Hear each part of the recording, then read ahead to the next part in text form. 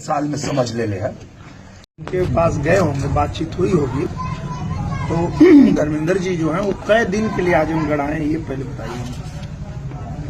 अभी तो उनका कार्यक्रम जो घोषित है वो 3 दिवसीय हम लोग को बताया। 3 दिवसीय ही है और हम लोगों का 30 दिन वाला है। और ये आपको क्या बताना है, आप तो देख रहे हैं हम लोग 30 दिन यहीं रहते हैं। जब हम लोग 19 में हारे थे तब भी यहीं थे और जब 22 में जीते तब भी यहीं। साथ चल रहे सम्मानित नेतागण, देवारा के मेरे सम्मानित बुजुर्गों, नौजवान साथियों, मैं इस मौके पर सबसे पहले आदरणीय राष्ट्रीय अध्यक्ष जी का मैं आभार व्यक्त करता हूं कि उन्होंने मुझे फिर से एक बार जिस जिले को, जहां को नेताजी ने अपनी धड़कन समझा, धड़कन माना, ऐसी शानदार सरजमी पर एक बार फिर से मुझे भेजा, उसके लिए मैं राष्ट्रीय अध्यक्ष जी का हृदय से आभारी हूं। मैं आभारी हूं अपने जिले के सभी नेताओं का जिन्होंने मुझे मांगा और स्वीकार किया। और इस मौके पर मैं सबसे ज्यादा स्वागत और अभिनंदन करता हूं बड़े भाई आदरणीय गुड्डू जमाली जी का, जिनकी घोषणा के साथ ही, जिनके इस पार्टी में आने के साथ ही लोगों ने मान लिया कि अब आजमगढ़ में क्या होने जा रहा है। तो आदरणीय गुड्डू जमाली जी को मैं विशेष तौर पे, मेरे पास शब्द नहीं उनका आभार व्यक्त करने के, स्वागत करने के, मैं उनका स्वागत करता हूं, आभार व्यक्त करता हूं। और दोबारा के लोगों, आप सबसे एक बार प्रार्थना करूंगा, इस बार जब आपने दोबारा बुलाया है तो ऐसा इतिहास रचना के भारतीय जनता पार्टी वाले कभी फिर आजमगढ़ की उम्मीद न लगा पाए, इतना इतिहास रच दें। मुझे लगता है कि जनता के हाथ में होता है कि जनता क्या निर्णय लेती है। और हम लोग जो सीखते हैं अपने प्रधानमंत्री जी से, अपने मुख्यमंत्री जी से, वो ये सीखते हैं कि हमको जनता की सेवा के लिए हम आए हैं। तो जनता की सेवा हमको करना है, जनता के लिए काम करना है और उसके बाद जनता खुद ही तय करती है कि हमारे बीच में रहने वाला जो है, जो हमारे साथ है, हम उसको फिर से जिताएंगे तो फिर हमारे लिए काम करेगा। आजमगढ़ की सियासी जमीन 2024 के समर के लिए तैयार होती जा रही है। एक तरफ सत्ता दल भाजपा के सिटिंग सांसद दिनेश लाल यादव निरहुआ को पार्टी ने एक बार फिर टिकट देकर विश्वास जताते हुए डबल इंजन की सरकार के कामों के आधार पर वापसी की रणनीति तैयार कर रही है।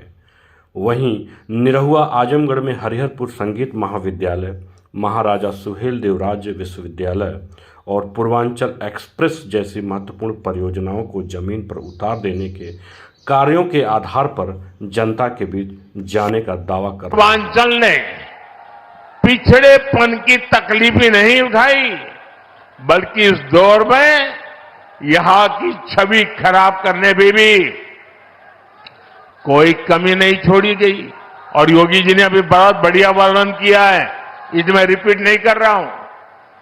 जिस तरह पहले की सरकारों में यहां आतंक को, बाहुबल को संरक्षण दिया गया, वो पूरे देश ने देखा है। इस परिस्थिति को बदलने के लिए यहां के युवाओं को नए अवसर देने के लिए भी डबल इंजन सरकार लगातार काम कर रही है। हमारी सरकार में यहां युवाओं के लिए महाराजा सुहेलदेव राज्य विश्वविद्यालय की नींव रखी गई, उसका शुभारंभ भी किया गया। आजमगढ़ मंडल के हमारे युवाओं को लंबे समय से शिक्षा से लिए बनारस, गोरखपुर या प्रयागराज जाना पड़ता था। बच्चों को दूसरे शहर पढ़ने के लिए भेजने पर मां बाप पर जो आर्थिक बोझ पड़ता है वो भी मैं समझता हूं।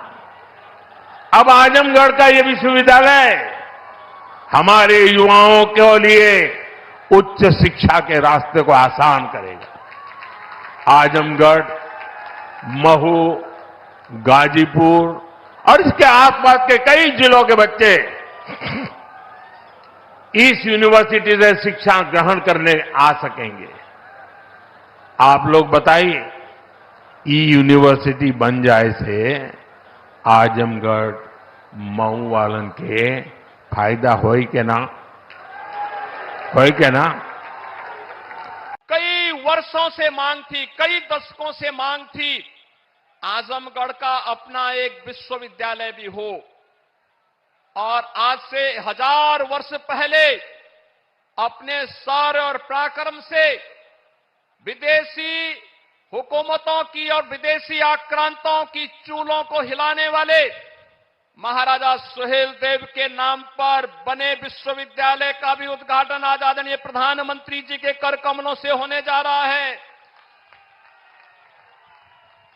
आजमगढ़, इससे पहले डबल इंजन की सरकार ने आजमगढ़ में आजमगढ़ की कला को एक नई पहचान देने के लिए हरिहरपुर में एक संगीत महाविद्यालय के कार्यक्रम को आगे बढ़ाया है।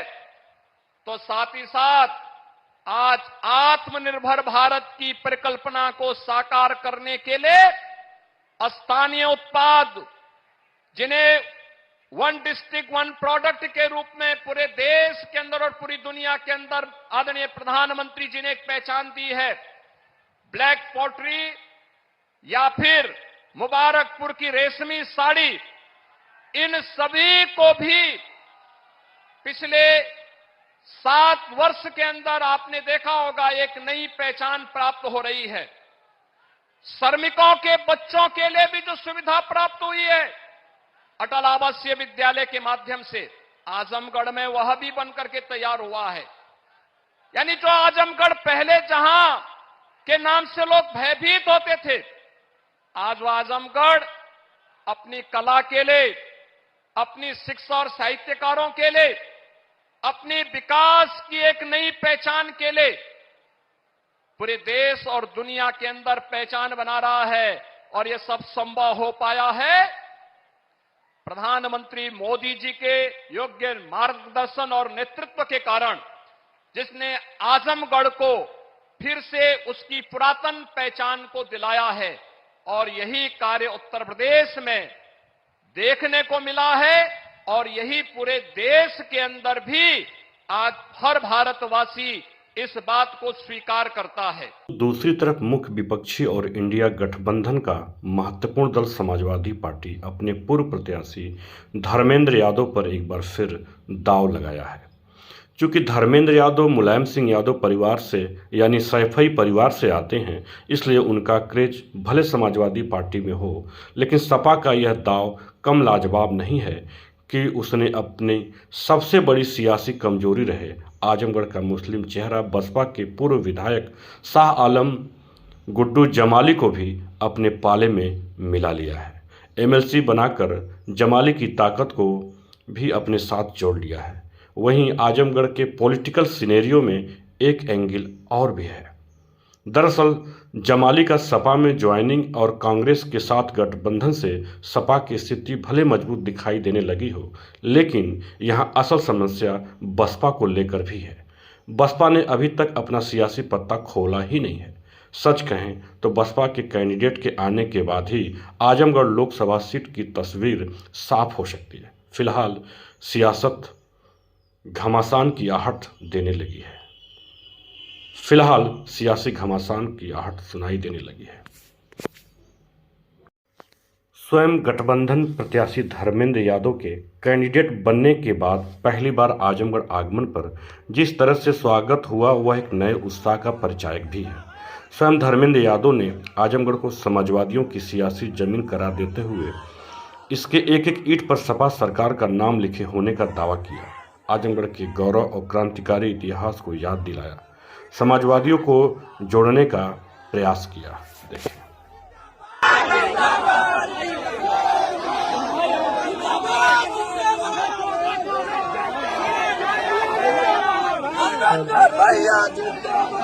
साथ चल रहे सम्मानित नेतागण, देवारा के मेरे सम्मानित बुजुर्गों, नौजवान साथियों, मैं इस मौके पर सबसे पहले आदरणीय राष्ट्रीय अध्यक्ष जी का मैं आभार व्यक्त करता हूं कि उन्होंने मुझे फिर से एक बार जिस जिले को, जहां को नेताजी ने अपनी धड़कन समझा, धड़कन माना, ऐसी शानदार सरजमी पर एक बार फिर से मुझे भेजा।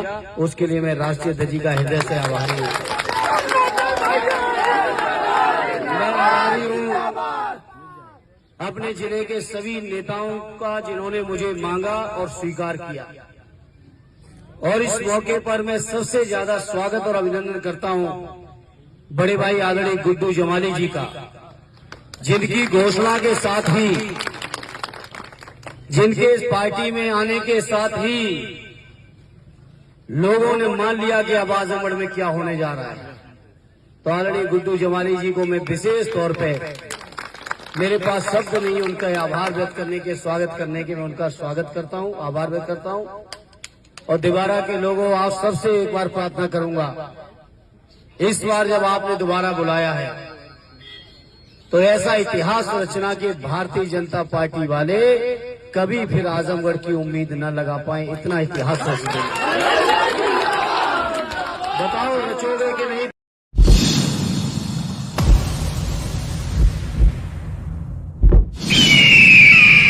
आप देख रहे हैं शार्प रिपोर्टर।